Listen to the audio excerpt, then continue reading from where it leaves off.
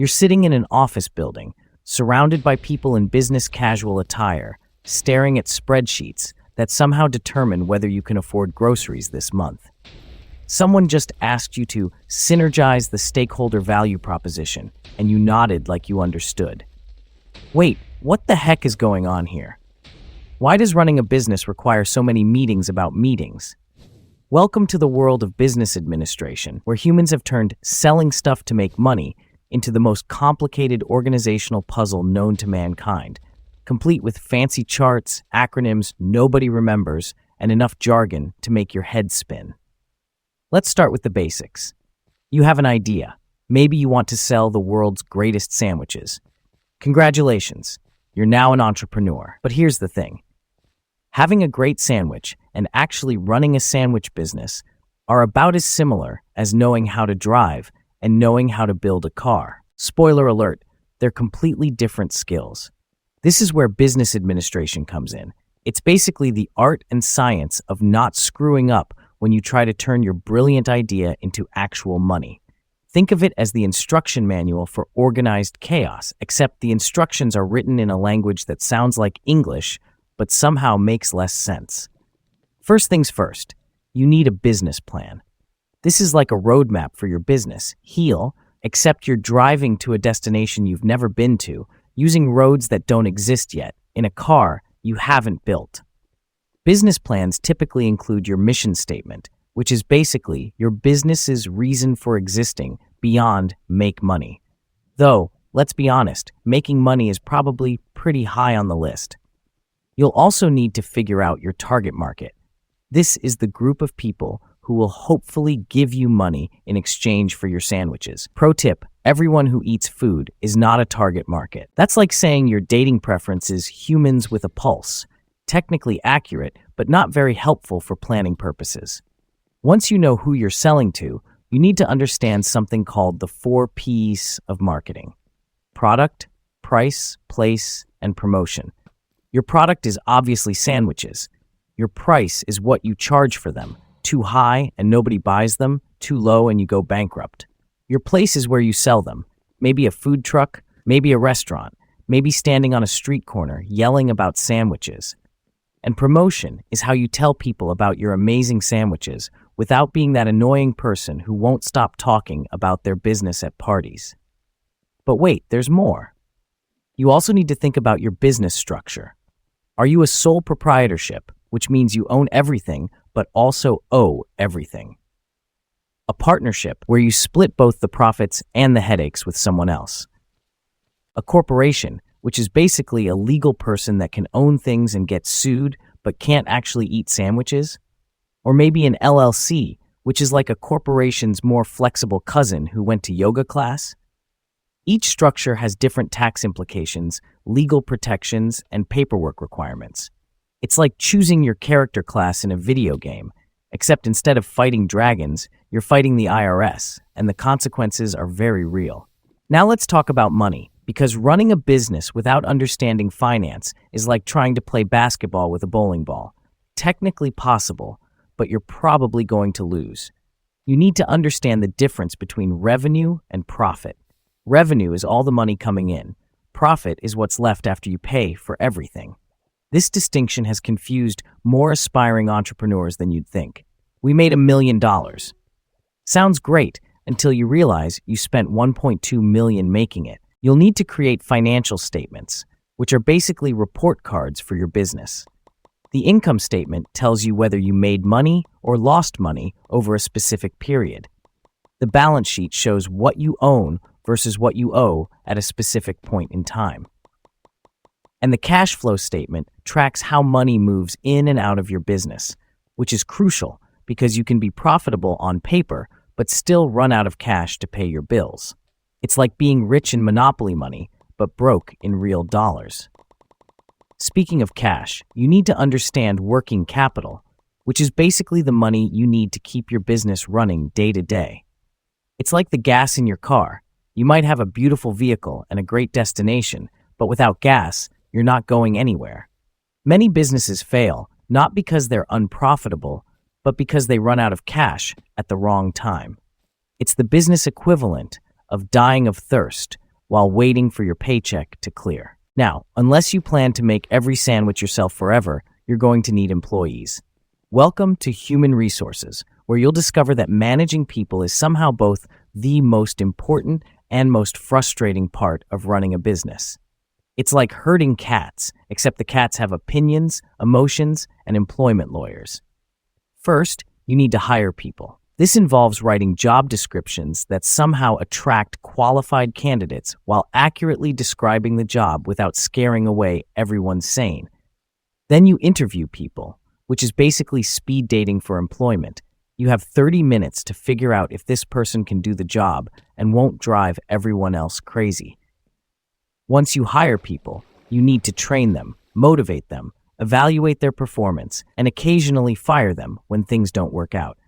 You'll also need to deal with payroll, benefits, workplace safety, employment law, and that one person who microwaves fish in the break room.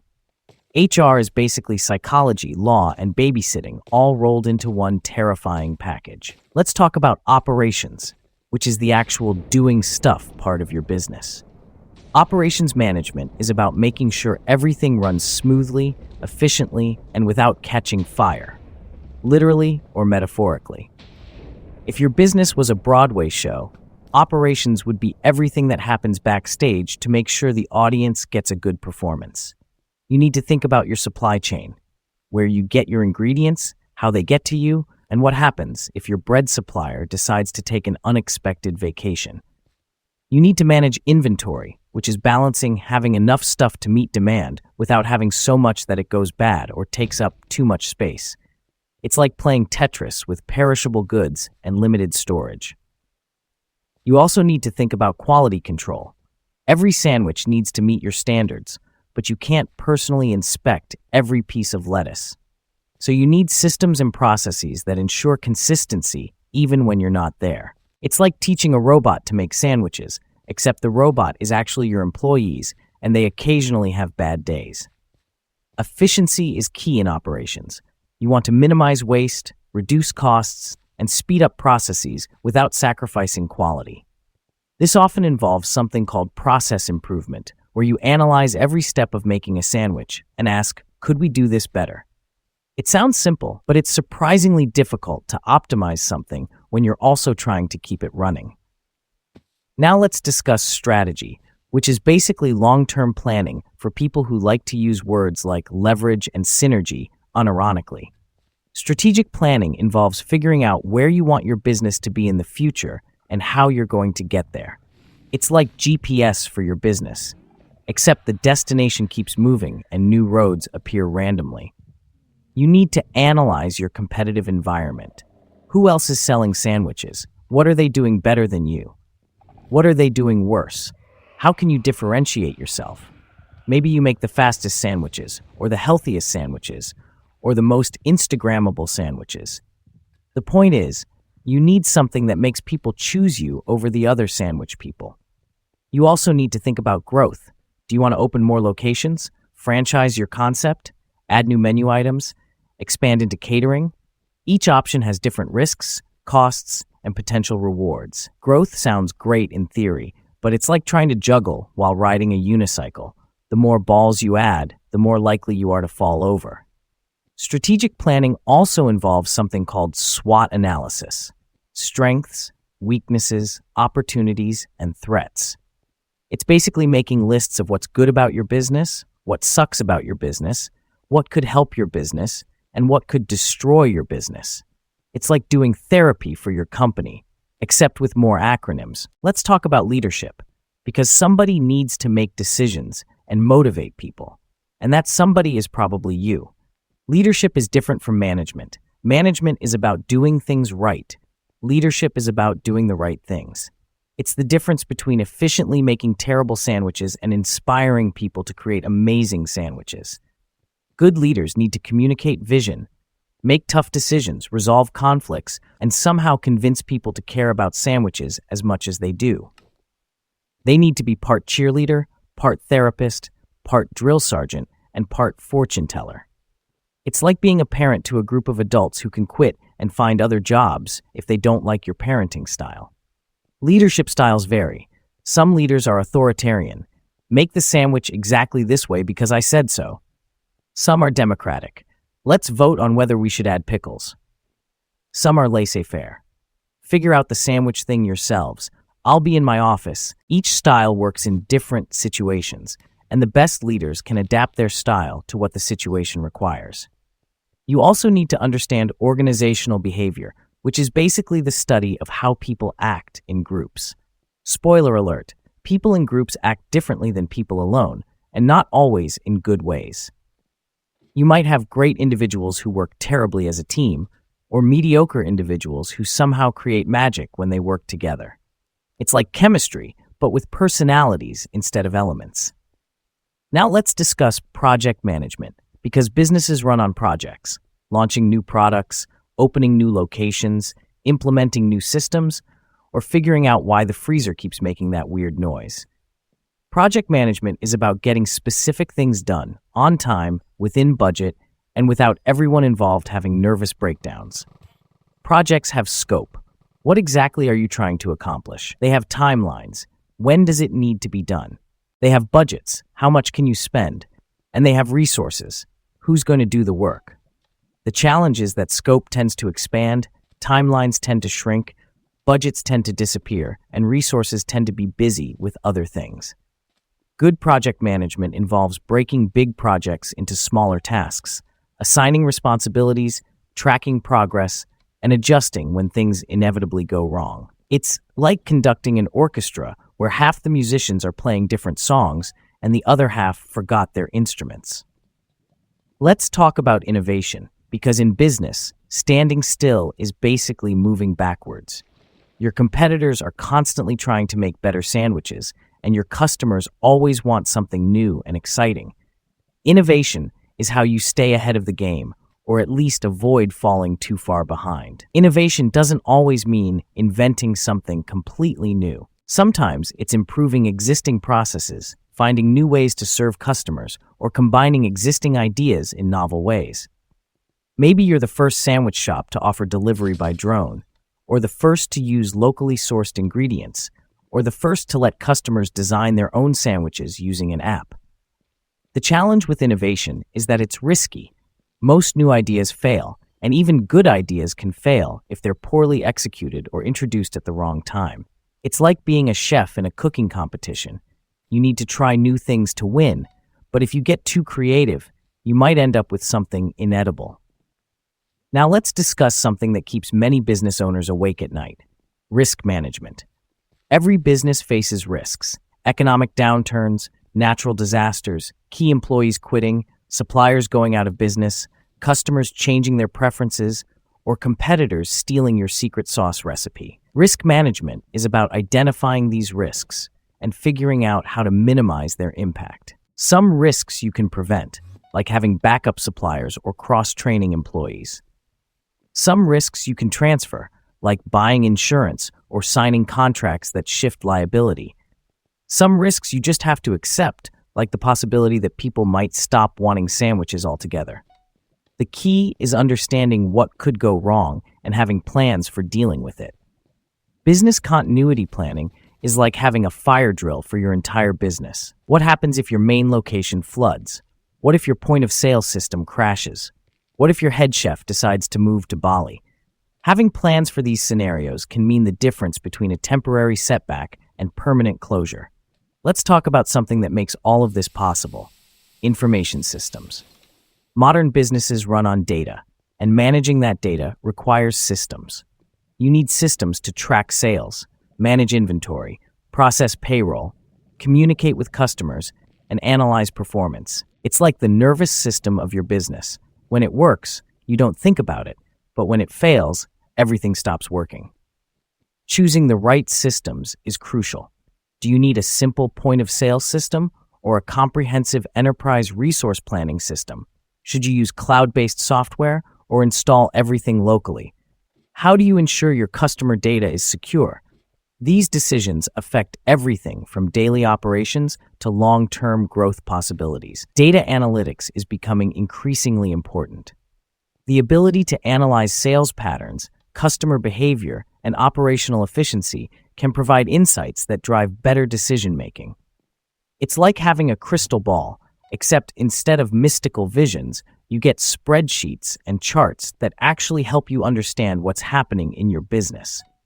Now let's discuss something that can make or break your business: customer service. You can have the best sandwiches in the world, but if your customers have terrible experiences, they'll go somewhere else and tell all their friends to do the same.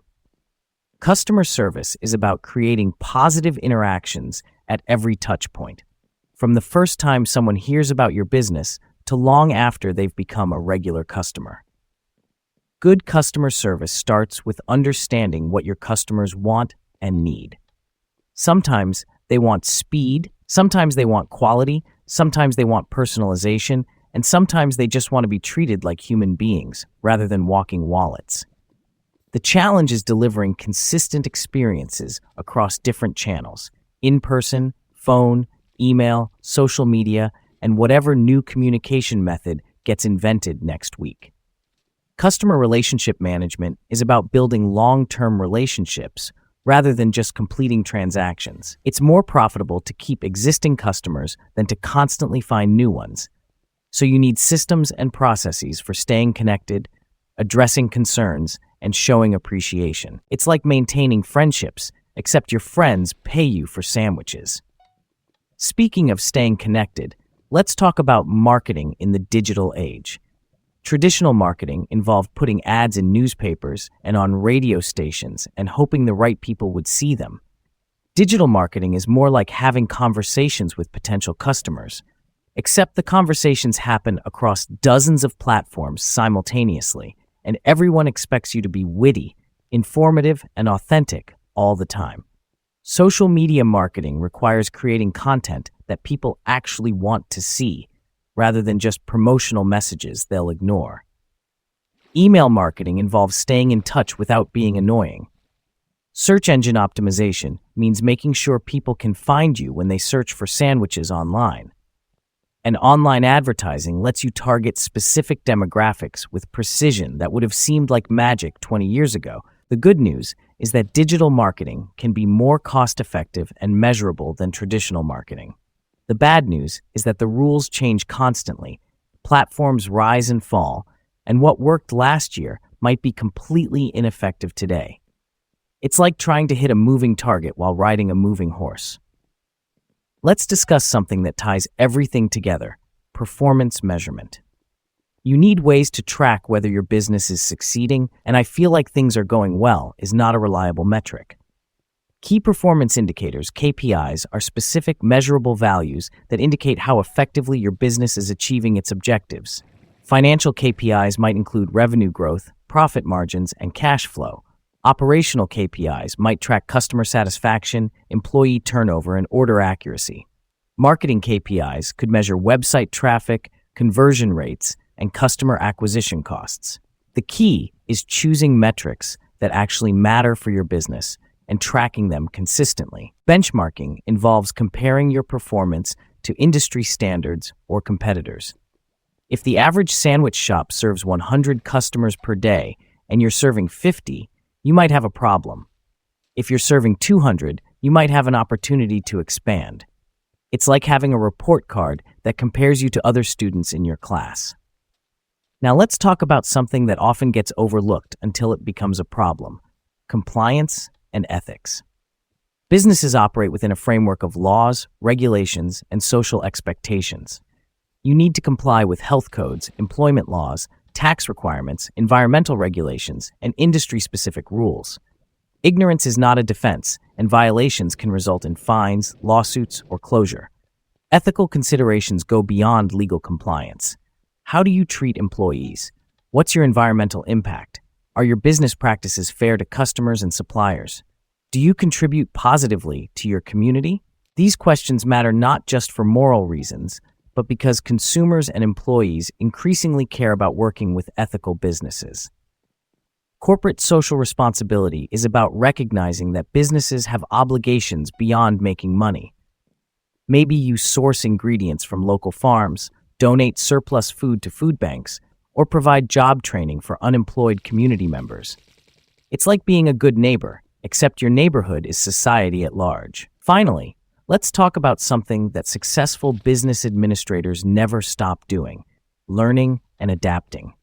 Business environments change constantly due to technology, regulations, economic conditions, and social trends. What worked yesterday might not work today, and what works today might not work tomorrow. Continuous improvement involves constantly looking for ways to do things better. Maybe it's streamlining processes, upgrading technology, improving employee training, or finding new ways to serve customers. It's like renovating your house. You're never really done. You just find new things to improve. Staying current with industry trends, best practices, and emerging technologies is crucial. This might involve reading industry publications, attending conferences, networking with other business owners, or taking courses. It's like being a student for the rest of your career, except the tests are real-world challenges and failing means losing money. The really amazing thing about business administration is that it combines art and science, creativity and analysis palette, people skills and technical knowledge. No two businesses are exactly alike, and what works for one might not work for another. It's like cooking. You can follow recipes, but the best chefs understand the principles well enough to improvise and create something uniquely their own. Business administration is also about making decisions with incomplete information under time pressure, while managing competing priorities and stakeholder expectations. It's like playing chess, poker, and Jenga simultaneously while people are shouting advice and the rules keep changing. But here's the thing that makes it all worthwhile: when everything comes together.